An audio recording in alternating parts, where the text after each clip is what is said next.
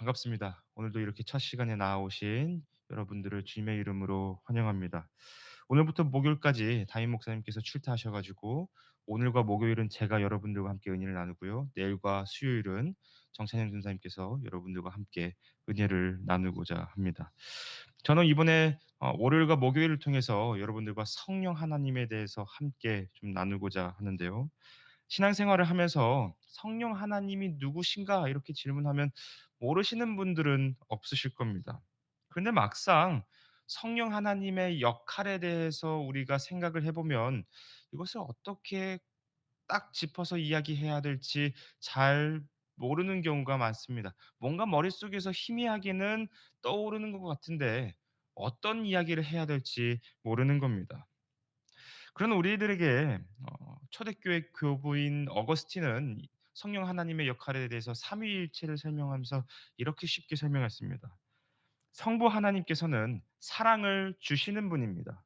그리고 예수님이신 성자 하나님은 성부 하나님의 사랑을 받으시고 그리고 그 사랑을 되돌려 주시는 분입니다.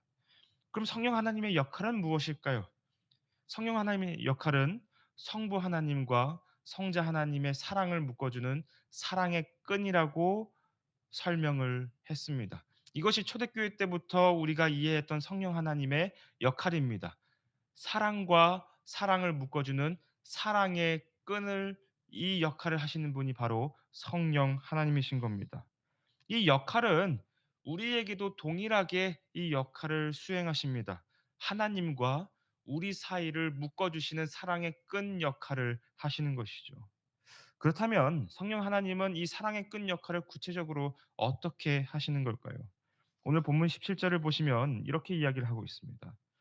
그는 진리의 영이라 세상은 능히 그를 받지 못하나니 이는 그를 보지도 못하고 알지도 못함이라.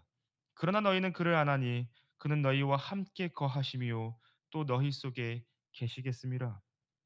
본문에 따르면 성령 하나님은 우리 안에 계십니다. 우리 안에 계셔서 삼위 하나님과 우리 사이에 그 사랑을 묶어 주시는 역할을 하시는 겁니다. 그런 맥락에서 성령 하나님은 오늘 우리 본문에 나타난 대로 또 다른 보혜사가 되어 주십니다. 이 보혜사라는 말이 확 와닿지는 않은 것 같습니다. 이 보혜사라는 말의 그리스어 원어는 파라클레이토스라는 말인데요. 이걸 좀 더 쉽게 번역을 하면 조력자 정도 됩니다. 그러니까 성령 하나님께서는 우리에게 사랑의 끈 역할을 하심으로써 우리 삶의 조력자가 되어 주시는 겁니다. 조력자가 무슨 뜻입니까? 조력자는 나를 도와주거나 곁에서 함께 목적지를 걷는 자를 의미합니다. 그래서 누군가에게 조력자 하면 둘도 없는 친구가 될 수도 있고 누군가에게는 정말 사랑하는 배우자가 될 수도 있습니다. 그런데 우리와 함께 하시는 성령님은 이런 조력자들보다 훨씬 더 특별한 존재입니다. 왜냐하면 그분은 곧 하나님이시기 때문입니다. 그분께서 우리 안에 계셔서 이 조력자 역할을 해 주십니다. 그런데 여기서 우리가 한 가지 의문이 드는 것 같습니다. 성령 하나님이 저와 여러분과 함께 하시고 그리고 내 안에 계시다는 것을 어떻게 증명할 수 있을까요? 뭐 어떤 특별한 느낌이 나는 것도 아닌데 말입니다. 그래서 사도 바울은 성령 하나님께서 우리와 함께 하심에 대해서 고린도전서 12장 3 절에서 이렇게 이야기를 합니다. 그러므로 내가 너희에게 알리노니 하나님의 영으로 말하는 자는 누구든지 예수를 저주할 자라 하지 아니하고 또 성령으로 아니하고는 누구든지 예수를 주시라 할 수 없느니라. 그러므로 저와 여러분 가운데 성령 하나님이 계시는지를 어떻게 알 수 있냐면 여러분들께서 그리고 제가 예수님을 내 인생의 주인이라고 고백한다면 예수님께서 내 삶을 붙드시고 내 인생의 유일한 주인이시라는 것을 믿고 고백한다면 성령 하나님께서 이미 저와 여러분들 가운데 계시는 것입니다.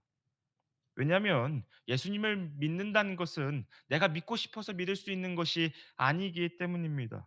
오히려 성령님께서 우리 안에 들어오셔야 우리의 삶 가운데 찾아오셔야 예수님이 믿어질 수 있게 되고 예수님이 누구신지를 깨닫게 될 수 있기 때문입니다. 그러므로 저와 여러분이 예수님을 향해 가지고 있는 그 믿음, 우리의 모든 신앙, 이 모든 것들은 사실 우리의 조력자이신 성령 하나님께서 우리에게 주신 선물들입니다. 성령 하나님은 이런 역할을 통해서 하나님과 우리를 사랑으로 묶어 주고 계시는 겁니다. 이런 맥락에서 오늘 본문을 다시 보면요. 본문 16 절부터 18 절까지입니다. "내가 아버지께 구하겠으니 그가 또 다른 보혜사를 너희에게 주사 영원토록 너희와 함께 있게 하리니 그는 진리의 영이라. 세상은 능히 그를 받지 못하나니 이는 그를 보지도 못하고 알지도 못함이라. 그러나 너희는 그를 아나니 그는 너희와 함께 거하심이요 또 너희 속에 계시겠음이라. 내가 너희를 고아와 같이 버려두지 아니하고 너희에게로 오리라." 이처럼 예수님은 제자들에게 자신께서 이제 떠나실 것인데 그 떠난 자리를 성령님을 통해 그들과 함께 하시겠다고 약속하셨습니다. 고아와 같이 저와 여러분을 버리지 않겠다고 예수님께서 오늘 이 말씀을 통해서 약속하신 것입니다. 근데 그 약속이 누구를 통해서 이루어지냐면 사랑의 끈이신 그리고 우리의 조력자이신 성령 하나님께서 그 역할을 감당하십니다. 그렇게 해서 예수님과 우리를 연결시켜 주시는 것입니다. 예수님께서 부활하시고 나서 승천하시더라도 그 자리 가운데 성령 하나님께서 예수의 영이신 성령 하나님께서 우리에게 찾아오신 것입니다. 이 사실이 우리가 얼마나 위로가 되고 평안이 되는지 모르겠습니다. 최근에 24 년도 상반기 베스트셀러로 마흔에 읽는 쇼펜하우어라는 책이 되게 인기가 있었던 적이 있었습니다. 쇼펜하우어는 굉장히 냉소적인 철학자입니다. 이 철학자가 무슨 이야기를 했냐면요. 인생은 고독하고 고통으로 가득 차 있으며 그렇기 때문에 우리는 인생을 견딜 수밖에 없다라고 한 그 철학자가 바로 쇼펜하우어입니다. 근데 이 쇼펜하우어가 작년 상반기에 굉장히 인기를 얻었었던 철학자입니다. 어떻게 보면 그만큼 우리들의 삶이 괴롭고 고통스럽다는 것을 보여주는 하나의 반증인 것 같기도 합니다. 우리의 삶은 기본적으로 내가 책임을 지고 내가 무엇인가를 선택하면서 살아내야 합니다. 우리 주변에 사람들이 많다고 하더라도 정말 친한 사람들이 있고 정말 의지할 수 있는 사람들이 있다고 하더라도 그 사람들이 내 삶을 대신 살아줄 수는 없습니다.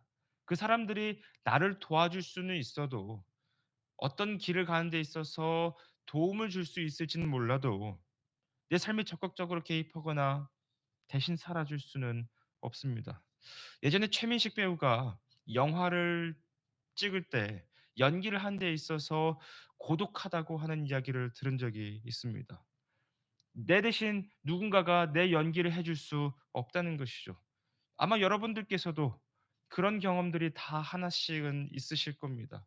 내가 오롯이 책임져야 하고 나 혼자 고독히 그 자리에 서서 무엇인가를 결정해야 하는 그 상황, 그 모든 것들을 우리는 다 한 번씩은 경험해 보았을 겁니다.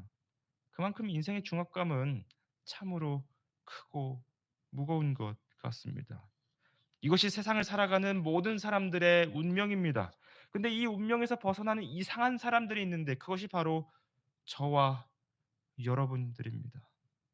왜냐하면 우리는 성령 하나님을 인생의 조력자로 받아들인 자들이기 때문입니다. 성령님께서 우리 안에 찾아오셔서 우리가 어떻게 살아가야 하는지 적극적으로 개입하시기 때문입니다.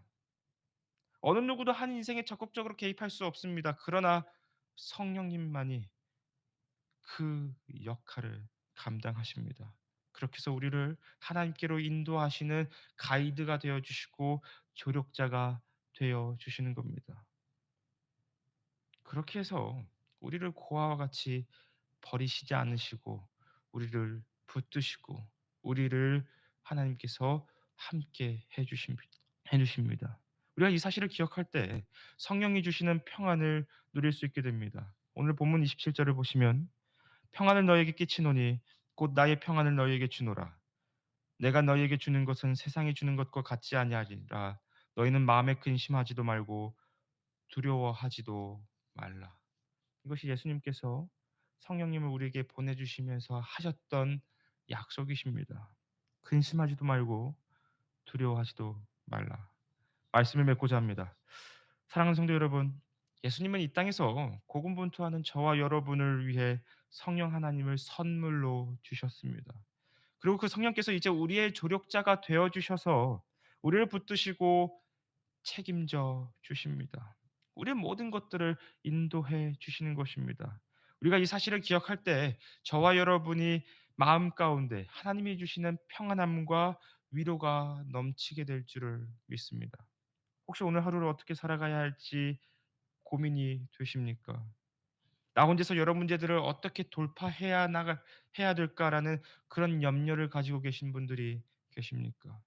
그 모든 문제를 오늘 성령 하나님께 기도로 내어 맡기시기를 주님의 이름으로 소망하고 축복합니다. 그리하여 저와 여러분 모두가 성령님께서 주시는 그 평안과 위로를 누리는 오늘 복된 하루가 다 되시기를 주님의 이름으로 축복합니다. 기도하겠습니다.